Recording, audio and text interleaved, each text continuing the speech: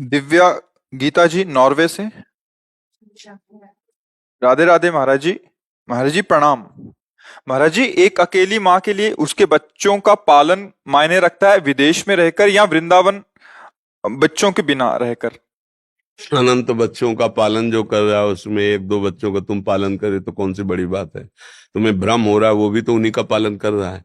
अनंत ब्रह्मांड में अनंत जीवों का पालन प्रभु कर रहा है, तुम देख नहीं पा रहे हो। तुम्हारे बच्चों का तुम्हारा भी तो वही बाप है, वही पालन कर रहा है। आप क्यों व्यर्थ में समझते कि मैं पालन कर रही हूँ। हाँ, तुम्हें सेवा मिली है। सेवा शब्द में आओ। बच्चे रूप में भगवान आए हैं, उनको पढ़ाना लिखाना, उनकी सेवा करना। अब ये कर्तव्य अगर वृंदावन में रह के होता तो वृंदावन में करो, अगर विदेश में रह के होता तो विदेश में करो, पर प्रभु का भजन और प्रभु की सेवा की भावना रखो, मंगल हो जाए। किसका प्रश्न है? हाँ, प्रभु का भजन और प्रभु की सेवा की भावना, कि मैं प्रभु का स्वरूप मानकर अपने बच्चों को दुलार करती हूँ, पढ़ाऊंगी लिखाऊंगी, नौकरी पेशा, ऐसा भाव। पर प्रभु का मान के तो उसी से भजन बन जाएगा। और अपना मान करके कि मैं भरण पोषण करती हूँ, वो कर्म बन जाएगा। कर्म और सेवा में अंतर है। सेवा से भगवान प्रसन्न होते और कर्म का फल मिलता है। अब वो कर्म मोह से हो रहा है, इसलिए बंधन कारक होगा। और अगर उसे भगवत भाव में ले आओ तो वही मोक्ष का कारण बन जाएगा, क्योंकि मेरे प्रभु पुत्र रूप में पधारे हैं। बस भावना करो।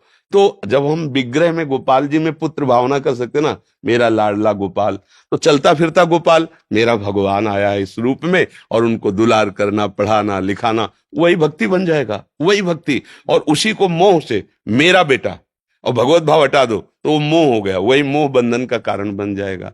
तो अगर वृंदावन में रहकर भजन और ये बने तो बढ़िया, वहां बने तो बढ़िया, पर भजन होना चाहिए और भगवत भाव होना चाहिए। और ये जरूर ध्यान रखिए कि अनंत ब्रह्मांडों का भरण पोषण भगवान कर रहा है, वही तुम्हारा भी कर रहा है, वही तुम्हारे बच्चों का कर रहा है। तुम्हें केवल निमित्त बनाया गया है। निमित्त माने मैं एक यंत्र हूं, जैसा मुझे प्रभु चला रहे हैं वैसा मैं चल रही हूं, मेरे में सामर्थ्य नहीं। हम इतना भी सामर्थ्य नहीं रखते। नहीं, वो सामर्थ्य रोक दे तो हम इतना भी नहीं कर पाएंगे, ऐसे भी नहीं कर पाए। जहां रोक दिया वहीं रुक जाएगी। सोचो हमारी क्या सामर्थ्य है। कोई सामर्थ्य मेरे में नहीं, सब प्रभु की सामर्थ्य। बस बात समझना है, बात समझना है। हम एक बार किसी को देख नहीं सकते।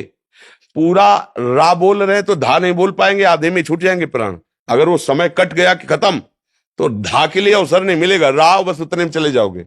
मतलब है कोई मालिक जो पूरा का पूरा शासन कर रहा है, पूरे पूरे संपूर्ण सृष्टि का पालन कर रहा है, पूरी पूरी संपूर्ण सृष्टि को लय कर रहा है, उसी का नाम भगवान कृष्ण है, वही श्री हरि है। उनका नाम जप करो, उनकी सेवा की भावना से गृहस्थी में, चाहे जहां रहो, दूर देश में, हमारे प्रभु के अंदर ही हो, प्रभु के बाहर नहीं हो। जितने ब्रह्मांड है प्रभु के एक रोमकूप में है। दिखरावा माते तीन अद्भुत रूप, प्रचंड रोम रोम प्रतिलागे, कोटि कोटि ब्रह्मांड। भगवान के एक रोमकूप में ब्रह्मांड के ब्रह्मांड समाये हुए हैं। तो उनका आश्रय लेकर उनके भाव से कहीं भी कोई रहे, भजन करता हुआ परिवार की भगवत भाव से सेवा करे, तो गृहस्थ संत माना जाता है, उसको भगवत प्राप्ति होती है। जी।